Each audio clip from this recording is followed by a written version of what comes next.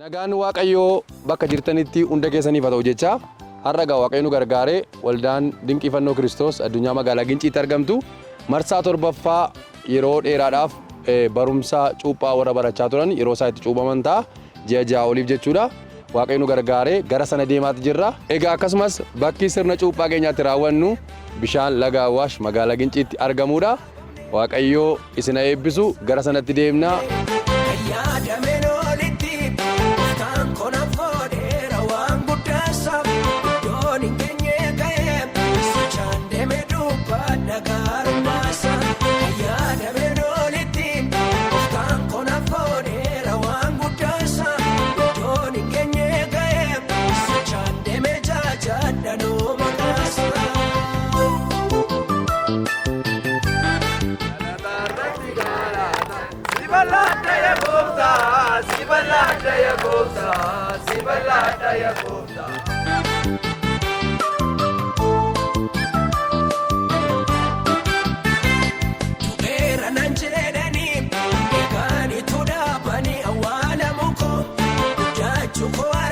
Nagaan Waaqayyoo hunda keessaniif haa ta'u.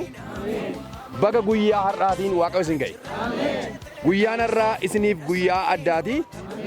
Egaa akkuma beekamu waldaan keenya waldaan dinqifannoo Kiristoos addunyaa cuuphaa ishee marsaa torbaffaa har'aa magaalaa Ginciitti geggeessaa jirti. Yeroo akkas jennu gammachuu guddaatu nutti dhaga'ama. Waaqayyoo dukkana keessaa gara ifaatti baga isin waame.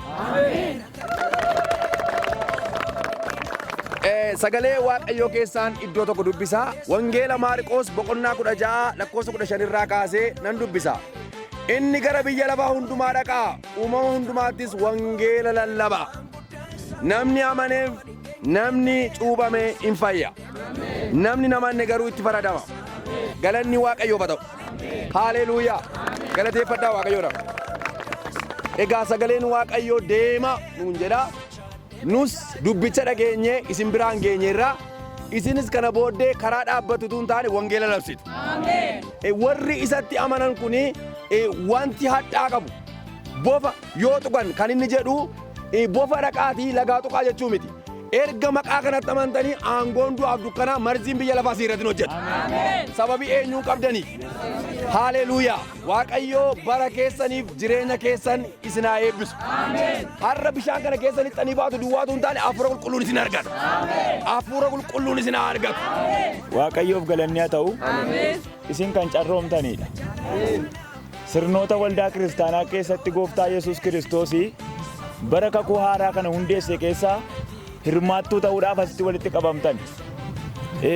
Gooftaa Yesuus Kiristoosii yeroo qaamaan garaa Maariyaam durbee keessatti hafuura qulqulluudhaan uumamee foon uffatee gara biyya lafaatti dhalate waldaa kiristaanaa akka isheen hundooftuuf seera qabeessa akka isheen taatuuf gaafa seera kennee gaafa qajeelfama kennee waldaa kiristaanaa keessatti immoo sirni gurguddaan lama akka raawwatuuf gooftaa Yesuus Kiristoos biyya lafaa kanarra kaa'ee sokke. Sirni waldaan kiristaanaa keessatti akka raawwatuuf gooftaa Yesuus hundeesse tokko sirna irbaata qulqulluuti. Inni lammaffaaniif inni guddaan immoo sirna cuuphaa bishaaniiti. Bishaan kana keessatti gad jettanii liqimfamtanii gaafa baatan jireenya biyya lafaa keessa jiraachaa turtan amala gadhee seexanni biyya lafaa keessatti isin hojjisiisaa ture sana bishaan kana keessatti awwaalu argisiisa. Ergaa Phaawulos gara warra Roomaatti ergee boqonnaa 6 lakkoofsa 1 kaanee yoo na dubbifanne isa kana argan. Inni lammaffaaniif inni guddaan gooftaa Yesuus Kiristoos gaafa du'ee garaa lafaa keessatti awwaalamee guyyaa 3 bulee ga'e. Akkas jedha Phaawulos nuti gooftaa Yesuusitti du'a isaatti dabalamneerre. Du'a gooftaa Yesuusitti dabalamuu keenya kan ibsu garaa bishaanii keessa lixuu keenya. Akkasumas immoo du'aa ka'uu isaatti immoo isaa wajjin walitti hin dabalamne jedha. Du'aa ka'uu gooftaa Yesuusitti dabalamuu keenya kan ibsu immoo yeroo nuti bishaanicha keessaa ol baanuudha. Isa booddee immoo Yesuus Kiristoos irratti aangoon du'aa lammata aboo akka hin godhanneefi Yesuus erga du'aa ka'e jireenya haaraa jiraata. Isinis immoo cuuphaa bishaanii kana booddee jireenya haaraa jiraattu. Maqaa gooftaa Yesuusiin tokkoon keessan irratti haa ta'u. Waaqayyoon galateeffanna. Yaa gooftaa ati haala kana nu mijeessinaan iddoo kanatti walitti qabamnee seeratti dhaabdee hordofuudhaaf raawwachuudhaaf asitti walitti qabamnee jirra.